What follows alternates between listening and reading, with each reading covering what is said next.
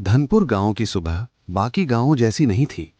वहां हल्की धुंध खेतों को ढकती रहती और सूरज दूर पहाड़ियों के पीछे से धीरे धीरे उगता, जैसे किसी सोने की रस्सी से खींचकर ऊपर लाया जा रहा हो।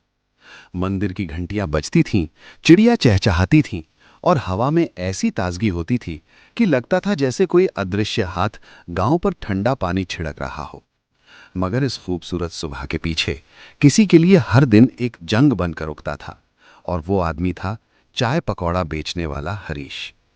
हरीश की दुनिया एक टीन की छत वाली झोपड़ी में समाई हुई थी, जिसके अंदर चूल्हा आधा जला रहता और बर्तन पुराने जमाने की कहानी कहते। उसके चेहरे पर सुबह की ठंड नहीं, जिम्मेदारियों की गर्मी चलती। उसने आंखें मलते हुए धीमे स्वर में कहा, भगवान, मेहनत तो जान निकाल कर करता हूं, पर लगता है किस्मत मन मारे खड़ी देखकर हंसती है।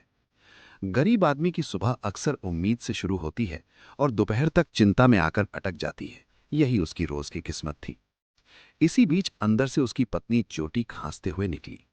वो हाथ में छोटी स्टील की केतली लिए थी। अजी, अब किस्मत को बुरा भला कहना बंद कीजिए और उठिए, सुबह हो गई है, चाय पी लीजिए। हरीश ने देखा, चाय काली थी, दूध तो दूर, चीनी भी कम थी। ज्योति बोली, दूध नहीं था तो जो था उसी से बना दिया। हरीश ने चाय का घूंट पिया और चिंतित स्वर में कहा, दूध छोड़ो ज्योति, आज चाय पत्ती कम है और बेसन भी खत्म। बिना पकौड़े के सिर्फ चाय पीकर कौन जाएगा? धंधा कैसे चलेगा? ज्योति ने हल्के लेकिन दृढ़ स्वर में कहा, जितना है उतने में रास्ता निकालना सीखो। खाना स्वाद से नहीं, नीयत से बिकता है। उसकी बात छोटी थी, पर सीधी दिल में उतरी। चाय खत्म करके हरीश ठेले की ओर गया। ठेला लकड़ी और लोहे के पुराने टुकड़ों से बना था। पहिए टेढ़े, तख्ते टूटे, रंग उखड़ा हुआ। ज्योति रोज उसे साफ करती, जैसे किसी दुल्हन को तैयार कर रही हो। पर हरीश के लिए वो ठेला बोझ था। उसने झुंझलाकर कहा, क्यों चमकाती रहती हो इस कबाड़ को? देखो इसका हाल, जैसे किसी थके बूढ़े को जबरदस्ती घसीट रहे हो। ज्योति ने डांटते हुए कहा, खबरदार, इसी कबाड़ ने हमें भूखे मरने से बचाया है। आज नहीं तो कल यही दिन पलटेगा। हरीश ने कुछ पल चुप रहने के बाद गहरी सांस ली। ठेले को धक्का देकर बोला, चल भाई, तू और मैं दोनों जान लगा देंगे। सुबह की धुंध अभी पूरी तरह साफ नहीं हुई थी जब वो बाजार की ओर निकल पड़ा। बाजार में असल दुनिया दिखती थी। तुलना, चमक, भीड़ और तंज की दुनिया। उसकी ठेले के सामने बख्शी मिठाई वाला की बड़ी दुकान थी, जहां सुबह से लोग जलेबी और चाय पर नोट फेंकते जा रहे थे। हरीश का ठेला एक कोने पर खाली पड़ा था। दो लड़के उसके पास से गुजरे। वो बोला, भाई, चाय ताज़ा उबली है, पकौड़ा भी बनेगा। लड़के हंसकर बोले, अरे यार, ये ठेला तो लगता है बरसों से सूखा पड़ा हो। उधर चलते हैं, बख्शी के यहाँ। दोनों आगे बढ़ गए। हरीश ने गहरी सांस ली। यहां मेहनत नहीं, चमक बिकती है। धूप ऊपर चढ़ चुकी थी जब अचानक बाजार में आवाज गूंजी, ओए हरीश, कहाँ छुपा है तू? ये आवाज किसी साधारण आदमी की नहीं थी। ये धर्मपाल यादव की आवाज थी, गांव का साहूकार। उसके साथ दो भारी भरकम आदमी थे, जिनके चेहरे पर मुस्कान नहीं, हिसाब किताब लिखा था। हरीश तुरंत हाथ जोड़कर बोला, नमस्ते धर्मपाल जी। धर्मपाल ने तिरस्कार से कहा, नमस्ते बाद में, पिछली किश्त का ब्याज कहाँ है? महीना खत्म, पैसा गायब। हरीश कांपती आवाज में बोला, साहब, बेटी की तबीयत खराब थी, दवाई में पैसे चले गए, बस 2 दिन और दे दीजिए। धर्मपाल ने पान थूकते हुए कहा, 2 दिन? 2 महीने पहले भी यही बोला था। सुन ले, अगर परसों शाम तक पूरा पैसा नहीं मिला तो ये ठेला बेच दूंगा और तुझे तेरी बीवी समेत बाहर फेंकवा दूंगा।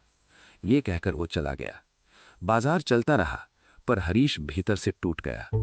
शाम तक चाय बची रही, पकौड़े बने ही नहीं। ठेला समेटते हुए उसके हाथ ढीले पड़ गए। घर पहुंचकर चुपचाप कोने में बैठ गया। ज्योति ने पूछा, कुछ बिके?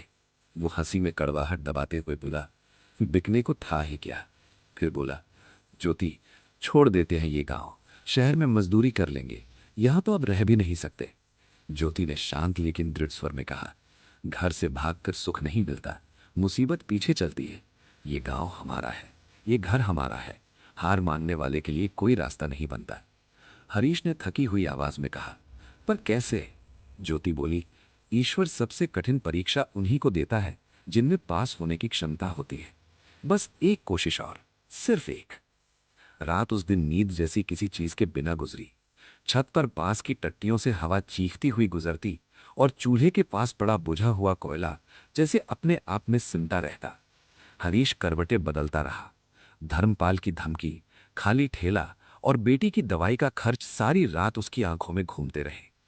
सुबह की ठंड पिघलते वक्त थोड़ा उजाला अंदर आया।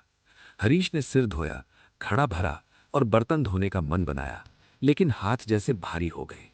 ज्योति कमरे के कोने से कपड़ों की गठरी संभालते हुए बाहर आई। उसने हरीश के चेहरे की थकान पढ़ ली।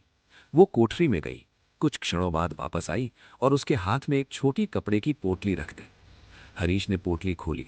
उसमें पुराने चांदी के टोकन थे। ये टोकन कभी उसके पिता ने ज्योति को शादी के मौके पर दिए थे और वो इन्हें हमेशा सबसे गहरी जगह में रखती, जैसे कोई अपना दिल संभालता है। हरीश घबराकर बोला, नहीं, ये नहीं, ये तो तेरी मां की निशानी है, इन्हें छूना भी पाप लगता है। ज्योति ने उसी शांत स्वभाव से कहा, पाप तब होगा जब ये टोकन किसी कोने में पड़े रह जाए और हम भूखे सो जाए, तभी ये हमारे काम आ सकते हैं। धंधा बचा तो सब वापस आ जाएगा। हरीश की आंखों में नमी उतर आई। उसने अपनी कस्में और भावनाएं निगलते हुए पोटली संभाली और बोला, ठीक है, तो सुन, मैं ये वापस लेकर ही आऊंगा, चाहे जो हो जाए। ज्योति ने हल्की मुस्कान दी।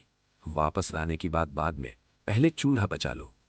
वो पोटली हाथ में लेकर निकला। बाजार के रास्ते पर चलते समय उसे हर कदम भारी लग रहा था। पोटली ऐसा लग रही थी जैसे ये टोकन नहीं, उसका सम्मान हो। उसने उन्हें गिरवी रखा, पैसे मिले और हरीश सीधे दुकान की तरफ भागा। उसने अच्छी चाय पत्ती खरीदी, ताज़ा दूध, मसाले, बेसन, प्याज, हरी मिर्च, सरसों का तेल, जितना कभी एक साथ नहीं खरीदा था। लौटते वक्त उसकी चाल थोड़ी तेज थी, पर अंदर अभी भी दहशत बैठी थी। आज नहीं तो कभी नहीं। दोपहर से पहले ठेले पर चूल्हा जल उठा। गर्म तेल तवे पर फैला और बेसन की खुशबू हवा में गई। हरीश ने दूध चढ़ाकर चाय उबाली और जोर से पुकारा, गर्मा गर्म चाय, ताजा पकोड़े, आ जाओ। पर आवाज बाजार की हलचल में दब गई। लोग उसके सामने से गुजरते रहे, जैसे वो किसी अदृश्य कोने का हिस्सा हो। कुछ ने देखा भी नहीं, कुछ ने मुंह फेर लिया, जैसे चाय बेचने का संघर्ष उनकी नजर में गिनती के लायक नहीं। धूप अड़ती चली गई। चूल्हे पर चाय कम नहीं हुई, पकोड़ों की कढ़ाई आधी खाली भी ना हुई। हरीश के चेहरे पर चिंता की लकीरें और गहरी हुई।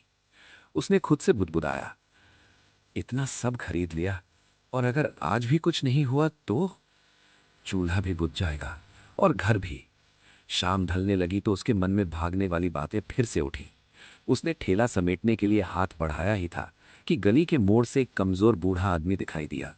उसके कपड़े धूल से भरे थे, हाथ में हल्की सी लाठी, कदम थरथराते हुए जैसे जमीन भी उसके शरीर का भार उठाने से थक गई हो। बूढ़ा हरीश के ठेले के पास आकर रुका और टूटती आवाज में बोला, बेटा, 2 दिन से पेट में दाना नहीं गया, कुछ मिल जाए तो शायद आज की रात कट जाए। हरीश एक पल के लिए पत्थर की तरह खड़ा रहा। दिमाग में धर्मपाल की धमकी, ज्योति के टोकन, गिरवी दुकान, खाली ठेला और भविष्य का डर सब एक साथ घूम गया।